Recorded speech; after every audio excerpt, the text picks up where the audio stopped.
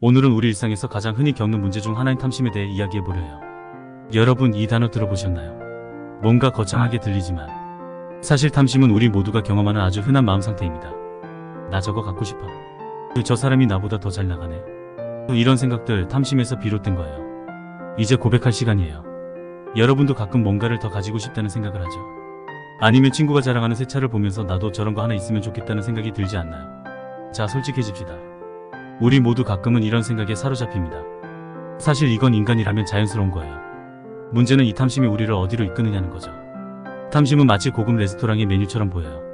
화려하고 맛있어 보이죠. 이거 하나 먹으면 인생 완성될 것 같은데? 싶어요. 그런데 그거 아시죠? 그 비싼 요리 한 입 먹고 나면 딱 그 순간이 끝이에요. 그 다음엔 또 뭔가 더 먹고 싶어지죠. 그러니까 탐심은 끝이 없는 미로 같은 거예요. 한번 빠지면 계속 다른 걸 원하게 됩니다.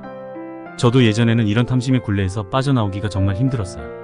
한 번은 정말 갖고 싶던 물건이 있었는데 그걸 사기만 하면 인생이 행복해질 것 같았죠. 그래서 결국 돈을 모아서 샀어요. 그런데 웬걸 그 물건을 손에 넣은 순간 행복은 그리 오래가지 않더라고요. 처음 며칠은 세상을 다 가진 기분이었어요.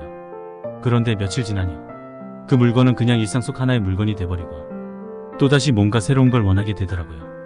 이쯤 되니 내가 정말 원하는 게 뭘까? 라는 생각이 들더라고요. 여러분도 비슷한 경험이 있지 않나요?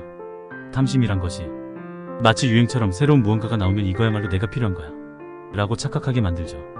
하지만 진짜 중요한 건 그 물건이나 경험이 우리에게 진정한 만족을 주느냐는 거예요.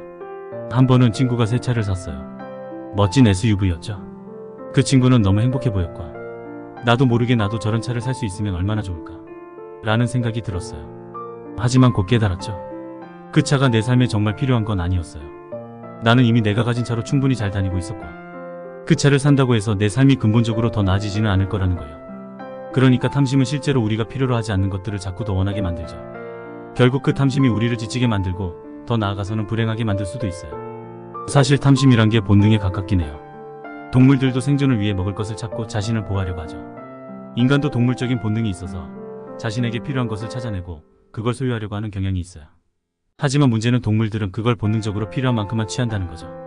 배가 부르면 더 이상 먹지 않고 필요 없으면 사냥도 하지 않아요. 그런데 인간은 다르죠. 우리는 배가 불러도 더 맛있는 음식을 보면 먹고 싶고 필요한 것이 없어도 더 좋은 것을 소유하고 싶어 해요. 그게 바로 탐심의 핵심입니다. 충분하다라는 감각을 잃어버리고 계속해서 더 많은 것을 원하게 되는 거죠.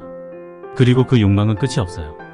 내가 원했던 것을 손에 넣는 순간 잠깐은 기쁠지 몰라도 금방 또 다른 무언가를 갈구하게 됩니다. 우리가 탐심에 대해 이야기할 때 빠질 수 없는 것이 바로 욕망의 속성입니다. 사람들은 새로운 것을 소유할 때마다 뭔가 더 나은 사람이 된 것 같은 느낌을 받아요. 와, 이거 하나만 있으면 내 인생이 달라질 거야 라는 생각을 하게 되죠. 하지만 현실은 그렇지 않다는 걸 이미 경험해 보셨을 거예요. 그 물건을 얻고 나면 또 다른 욕망이 생기고 결국 우리는 끝없는 욕망의 굴레에서 벗어나지 못하게 됩니다. 탐심을 다스리는 방법 중 하나는 충분함을 배우는 거예요. 나는 지금 이대로도 충분해. 이 말이 참 중요해요. 우리 사회는 끊임없이 더 많이를 요구하죠. 더 많은 돈, 더 좋은 집, 더 멋진 옷. 하지만 그런 것들이 과연 우리에게 진정한 만족을 줄까요? 사실 우리는 이미 충분히 많은 것들을 가지고 있어요. 중요한 건 그걸 어떻게 바라보느냐는 거죠.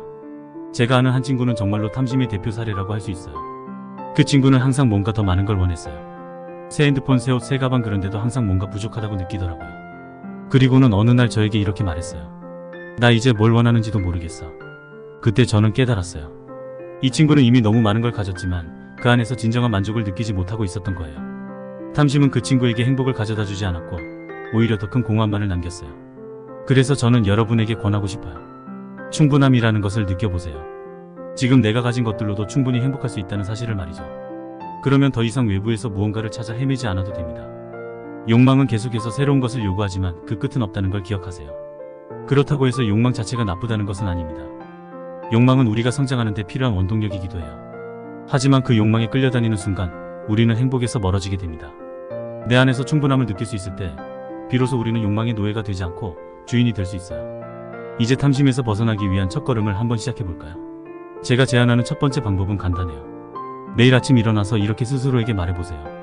나는 지금 이대로도 충분히 행복하다. 처음에는 이 말이 어색할 수도 있어요. 우리가 평소에 얼마나 더 많은 것을 원하면서 살아왔는지 깨닫게 될 테니까요. 하지만 점점 이 말에 익숙해질수록 그 말이 진심으로 느껴질 거예요. 또 하나의 팁은 소소한 것에 감사하는 법을 배우는 거예요. 여러분 한번 생각해보세요. 우리가 평소에 당연하게 여기는 것들 사실은 얼마나 소중한지요. 가족, 친구, 내가 매일 마시는 따뜻한 커피 한 잔. 이런 것들이 얼마나 나에게 큰 행복을 주고 있는지 한번 생각해 보세요.